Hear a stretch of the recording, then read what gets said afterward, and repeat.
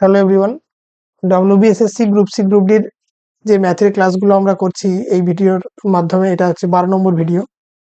এর আগে 11টা ভিডিও দেওয়া আছে, 100টার বেশি কোশ্চেন অলরেডি আমাদের করানো আছে। সবাইকে বলবো ভিডিওগুলো পরপর প্লে লিস্টে গিয়ে দেখার জন্য, তাহলে যে এক্সাম আসতে চলেছে নিশ্চয়ই সেই এক্সামের জন্য যথেষ্ট উপকার পাবে। প্র্যাকটিস সেট চলছে 10টা বা 15টা বা 20টা, এইভাবে আমরা ছোট ছোট ভিডিওর মাধ্যমে করছি, যাতে করে খুব বেশিক্ষণ ভিডিওতে এনগেজ থাকতে না হয়, যাতে করে ভিডিওর লেন্থ ছোট হলে বেশিক্ষণ কনসেন্ট্রেশন রাখার প্রয়োজন হবে না। আমরা এই ভিডিওতে 10টা কোশ্চেন নিয়ে এসেছি, চটপট আমরা 10টা কোশ্চেন সলিউশন করে নেব। প্রথম কোশ্চেন কি বলা আছে, দুটি বৃত্তের ব্যাসার্ধের অনুপাত 5:4 হলে এদের ক্ষেত্রফলের অনুপাত কত? খুব সহজ অঙ্ক, খুবই সহজ। বৃত্তের ক্ষেত্রফল বা এরিয়া, এর ফর্মুলা কি হয়? পাই আর স্কয়ার, স্কয়ার ইউনিট বা বর্গ একক। এই আরটা কি হয়? আরটা হয় ব্যাসার্ধ।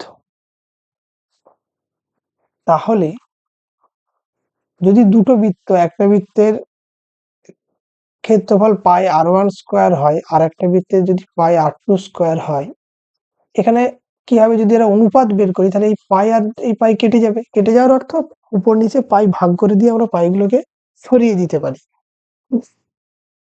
তাহলে আমরা দেখতে পাচ্ছি যে ব্যাসার্ধ যদি আর1 আর আর2 হয়, তাহলে ক্ষেত্রফলের অনুপাতটা হবে আর1 স্কয়ার ইজ টু আর2 স্কয়ার। অর্থাৎ 5:4 যদি এদের ব্যাসার্ধের অনুপাত হয়, ক্ষেত্রফলের অনুপাত হবে 5 স্কয়ার অর্থাৎ 25:4 স্কয়ার অর্থাৎ 16। তাহলে উত্তর কি হয়ে যাবে? Option B, 25:16। 25:16 হয়ে যাবে এই কোশ্চেনের সঠিক উত্তর, অপশন বি। চলে যাব আমরা পরের কোশ্চেন। একটি ক্যাম্পে 4000 জন লোকের 190 দিনের খাবার মজুদ ছিল। কতজন? 4000 জন কতদিন? 190 দিন। আমার এক্সামের সময় কিন্তু এত লেখার কোনো প্রয়োজন নেই, আমি এখন পড়ানোর জন্য বলছি। এক্সামের সময় এত কিছু লেখার প্রয়োজন নেই। তো 4000 জনের 190 দিনের 30 দিন পর 800 জন চলে গেল, তাহলে 30 দিন পর কি হবে? বাকি খাবারে 4000 জনের 160 দিন চলার কথা, বাকি খাবারে 800 জন আবার লোকও চলে গেছে। তাহলে কতজন আছে? 3200 জন।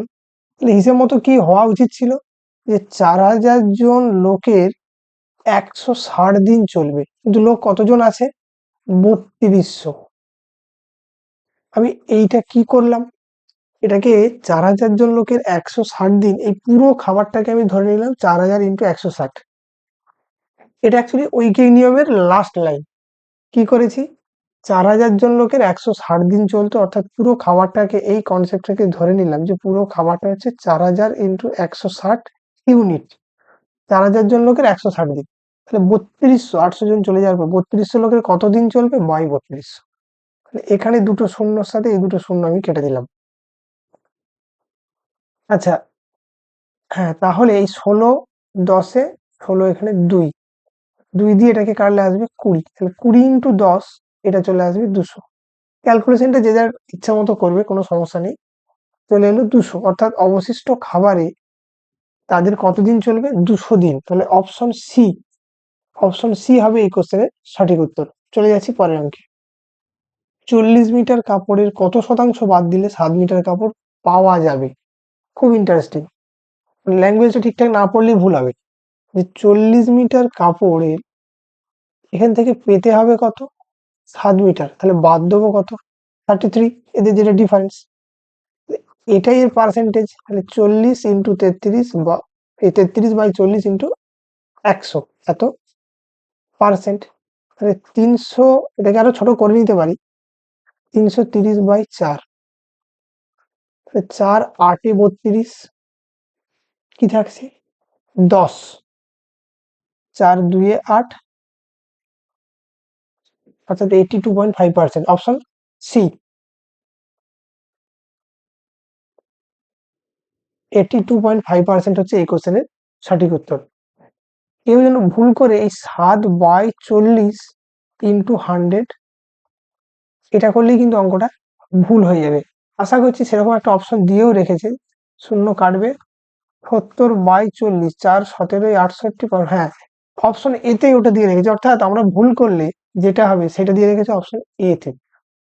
আমরা ভুল যদি করে দিই, 7 এর 40 করে যদি পার্সেন্টেজ বের করি তাহলে আসবে 17.5, সেটা আমার অপশন এ তে দিয়ে রেখেছি যাতে ভুল হবে। কোনটা বাদ দিতে হবে, কতটা 7 মিটার পাওয়া যাবে, তাহলে বাদ কত 33, 33/40 ইন্টু 100%, 82.5% হবে এই কোশ্চেনের সঠিক উত্তর। পরের প্রশ্ন, এক ফল বিক্রেতা এক ঝুড়ি আম ক্রয় করে ঝুড়ি খুলে দেখলেন কিছু আম পচে গেছে, বাকি আম 2280 টাকায় বিক্রি করে 5% ক্ষতি হলো, তিনি কত টাকা দিয়ে এক ঝুড়ি আম কিনেছিলেন? এটা খুব সোজা অঙ্ক। 5% ক্ষতি হলো, অর্থাৎ তিনি যে টাকা দিয়ে কিনেছিলেন তার 95% হওয়ার 2280 টাকা। জানতে চেয়েছে কিনেছিলেন ক টাকা, তাহলে আমাদের বের করতে হবে 100%। 2280/95 ইন্টু 100, তাহলে এখানেতেই দেখতে পাচ্ছি ডাইরেক্ট কিছু কাটাকুটি যাচ্ছে না। 5 19 5 20, এবারে 19 দিয়ে এটাকে কাটাকুটি যায় কিনা দেখতে হবে, যাবে বলেই মনে হবে, কারণ অপশন যেগুলো আছে সেগুলো হচ্ছে ইন্টিজার, অর্থাৎ 19 দিয়ে কাটাকুটি এটাকে যেতে হবে, না হলে ইন্টিজার বা পূর্ণ সংখ্যার উত্তর হবে না। 19 একে 19, 19 দুই 38, শূন্য, 120 গুণিত 20, অর্থাৎ 12 দুই 24 গায়ে দুটো শূন্য, 2400, তাহলে কোন অপশনটা হবে? অপশন সি হয়ে যাবে এই কোশ্চেনের সঠিক উত্তর। কোনটা হয়ে গেল? Option C. পরের প্রশ্ন, এরপরে কি বলা আছে, 6টি ক্রমান্বয়ে পরপর অযুগ্ম সংখ্যার গড় হলো 64। যদি আমরা কোন নিয়ম না জানি, কি হবে? X, x+2, x+4, x+6, x+8, x+10, এইগুলো হবে নাম্বার। এদের যোগফল কত হবে? 6x প্লাস, এবার যদি এই সাইডটা যোগ করি, 10 আর 8 18 6, 24 আর 28 2 30, এটা সমানই কি হবে? এই সংখ্যাগুলোর যোগফল 64 ইন্টু 6, গড় থেকে আমরা বের করছি 64 ইন্টু 6, এটার অর্থ কি? তাহলে এটাকে আমরা বলতে পারি 6 দিয়ে যদি বোথ সাইডে ডিভাইড করে দিই, কি হবে? x+5 ইকুয়ালস টু হয়ে যাবে 64, ইমপ্লাই হচ্ছে x ইকুয়ালস টু 64 মাইনাস 5, অর্থাৎ 59। এটা হলো সব থেকে ছোট সংখ্যা, তাহলে সব থেকে বড় সংখ্যা কোনটা?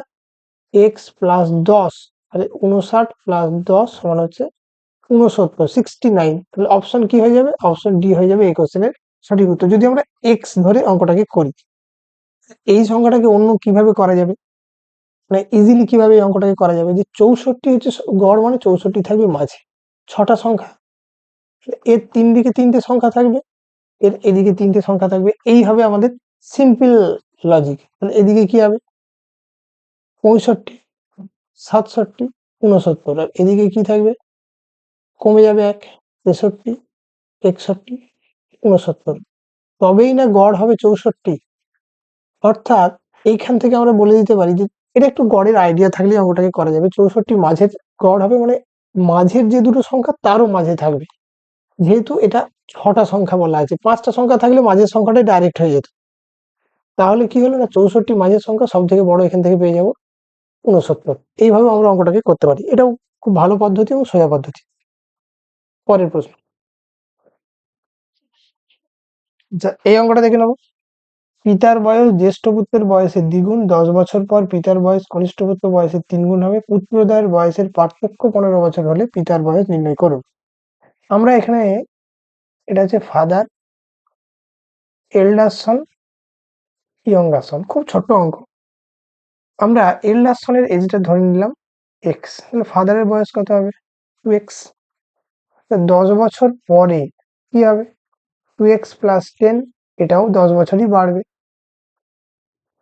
কিন্তু বলা আছে যে এই বড় ছেলে আর ছোট ছেলে, ইয়ঙ্গার আর এল্ডারের পার্থক্য কত? 15, তাহলে এল্ডার সনের যদি x+10 হয়, ইয়ঙ্গার সনের হবে x+10, এর থেকে 15 বছর কম, ছোট। কিন্তু আরেকটা কন্ডিশন জুড়ে দিয়ে বলেছে, এই যে 10 বছর পরে বাবার যে বয়স, সেটা ছোট ছেলের অর্থাৎ কনিষ্ঠ পুত্রের বয়সের 3 গুণ, অর্থাৎ এই 2x plus 10 equals to 3 into x, এটাকে আমি x-5 একবারই লিখে নিলাম, x-5। এর অর্থ এটাকে আমি একদিকে করে নিচ্ছি, 3x minus 2x equals to কি হবে, এটা একদিকে চলে আসবে 10 প্লাস 15 অর্থাৎ 25। এটা কি এক্স, এক্স এর ভ্যালু কত পেলাম 25, মানে 2x। আমাকে জানতে চেয়েছে পিতার বয়স, পিতার বয়স কত পেয়েছিলাম 2x, 2x ইকুয়াল টু 50। তাহলে পিতার বয়স কত পেয়ে গেলাম আমরা, অপশন এ 50 ইয়ার্স। খুব সোজা, একদম সিম্পল একটা অঙ্ক। পরের অঙ্কে চলে যাচ্ছি। অঙ্কটা দেখে নেবো কি অঙ্ক। 6 জনের একটি দাবা প্রতিযোগিতায় প্রত্যেক খেলোয়াড় অপর প্রত্যেক খেলোয়াড়ের সাথে কেবলমাত্র একজনই খেলতে পারবে। যে হ্যান্ডশেকের যে অঙ্কটা থাকে খানিকটা সেরকমই। ওই প্রতিযোগিতায় কতগুলি খেলা হবে। একটা যদি অঙ্কর শুধুমাত্র আমার শর্টকাট দরকার হয়, n into n minus one by two, that means 6 into 6 minus one অর্থাৎ 5 বাই টু, 30/2 মানে হচ্ছে 15। অপশন বি হয়ে যাবে এই কোশ্চেনের সঠিক উত্তর। এটা একদম শর্টকাটে করা। আর এর যেটা বেসিক, যেটা পারমুটেশন কম্বিনেশন থেকে আসে, উত্তর হয় এন সি পি, যার অর্থ 6C2, অর্থাৎ 6টা জিনিস থেকে দুটো করে নিয়ে এই কম্বিনেশনটা তৈরি হবে। কি হয়, এটাকে ভাঙলে factorial 6 by 2 factorial into 6 minus 2 factorial, that is 6 into 5 into 4 factorial by 2 factorial into 4 factorial. এই 4 ফ্যাক্টোরিয়াল, এই 4 ফ্যাক্টোরিয়াল কেটে দিলাম। 2 ফ্যাক্টোরিয়ালের ভ্যালু কি হয়, 2 ইন্টু 1 অর্থাৎ 2। এই 2 এর সঙ্গে যদি 6 কাটাকুটি করি, এটা আসবে 3। তাহলে উত্তর কি হলো, 3 ইন্টু 5 অর্থাৎ সেই 15। হ্যান্ডশেকের মতো অঙ্ক, যে একটা অনুষ্ঠানে এতজন ছিলেন, একজন অপরজনের সাথে প্রত্যেকের সাথে একবার করে হ্যান্ডশেক করলে মোট কতবার হ্যান্ডশেক হবে, একই একই অঙ্ক। এটাও সেই অঙ্কই, অর্থাৎ এর উত্তর হয়ে গেল 15। অপশন বি হলো এটার কারেক্ট উত্তর। পরের অঙ্ক, একদল গরু ও মুরগির মোট পায়ের সংখ্যা মোট মাথার সংখ্যা দ্বিগুণের থেকে 14 বেশি। গরুর সংখ্যা কত, শুধু ভেবে এটাকে করে দেওয়া যাবে, কোনো প্রবলেম নেই, অন্য কিছু দরকার নেই। এটা যদি মোট যতগুলো মাথা, হেড, লেগ কি হবে, দুটো করে তো থাকবেই।